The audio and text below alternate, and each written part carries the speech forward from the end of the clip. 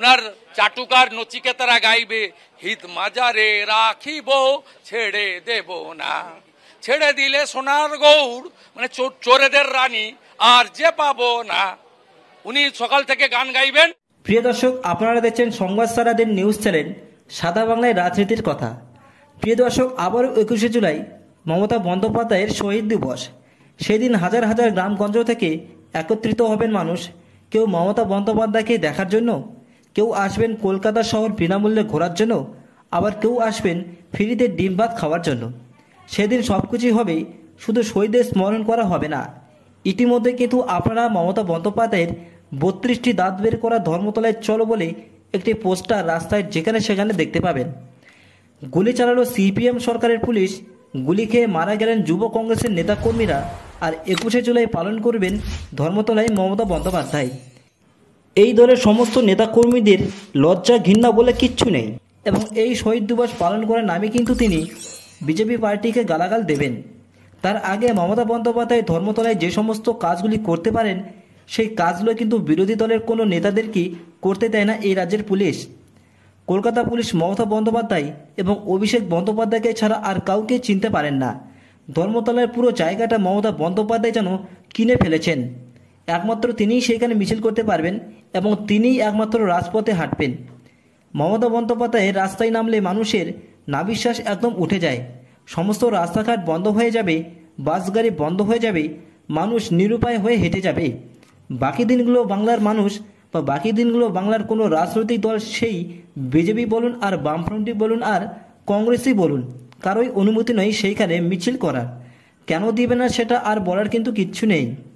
তবে এটি গুরুত্বপূর্ণ বিষয় হলো, এই বছর মনে হয় 21শে জুলাই সারা জীবনের মতন তৃণমূল সরকারের শেষ 21শে জুলাই হবে।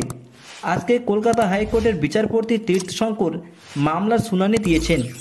এই 21শে জুলাই নিয়ে একটি বেসরকারি সরকারি মামলা করেছেন। তারা বলছেন, কেন এই 21শে জুলাই সবার নামেই গোটা কলকাতা অবরোধ হবে, মমতা বন্দ্যোপাধ্যায়ের জন্য কেন ছাড় দেওয়া হবে, কেন তৃণমূল সরকারের জন্য আলাদা আইন আর বাকি দলের জন্য কেন আলাদা আইন হবে।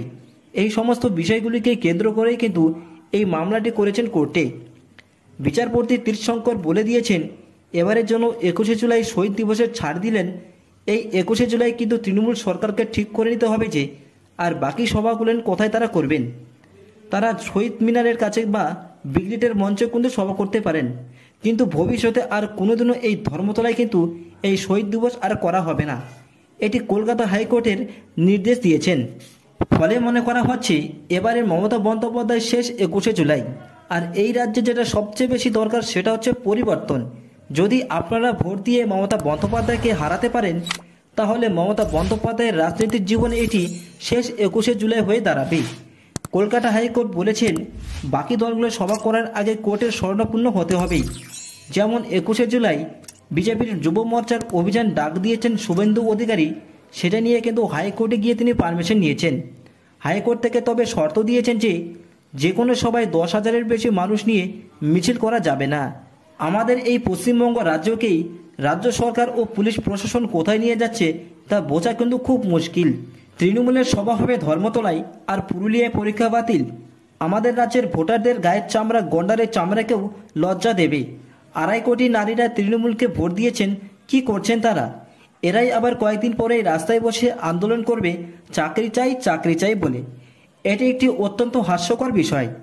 এর ফল কিন্তু বাংলার মানুষ আবার পাবে যদি 2026-এর নির্বাচনে তৃণমূল সরকার পুনরায় জিতে যায়। এরই পাল্টা জবাবে শুভেন্দু অধিকারী বলছেন, গণতান্ত্রিক দেশেই মমতা বন্দ্যোপাধ্যায় একাই ভাষণ দিতে চান। এটা কী ধরনের ছ্যাবলামি তৃণমূলের? 21শে জুলাই ওনার চাটুকাররা নচিকেতায় এসে গান করবেন এবং মমতা বন্দ্যোপাধ্যায় আসবেন, ভাষণ দেবেন, 70,000 লোককে 70 লক্ষ বলবেন, পাগলুর ড্যান্স হবে, একদিকে ঘাটাল ডুবছে তার কোনো খবর নেই। প্রিয় দর্শক, আপনাদের কি মনে হয়? আপনাদের মূল্যবান মতামত অবশ্যই শেয়ার করবেন আমাদের সঙ্গে এই সংবাদ সারাদিন ইউটিউব নিউজ চ্যানেলে। প্রিয় দর্শক, রাজ্যের সমস্ত খবর প্রত্যেকদিন পেতে প্লিজ এই চ্যানেলটিকে সাবস্ক্রাইব অবশ্যই করবেন। এবং এই যে ভিডিওটি আপনারা এতক্ষণ ধরে দেখলেন, এই ভিডিওটাকে প্রচুর পরিমাণে সমস্ত বিজেপি কর্মীর কাছে পৌঁছে দিন, যাতে প্রত্যেকের কাছে এই ভিডিওটি পৌঁছে যেতে পারে।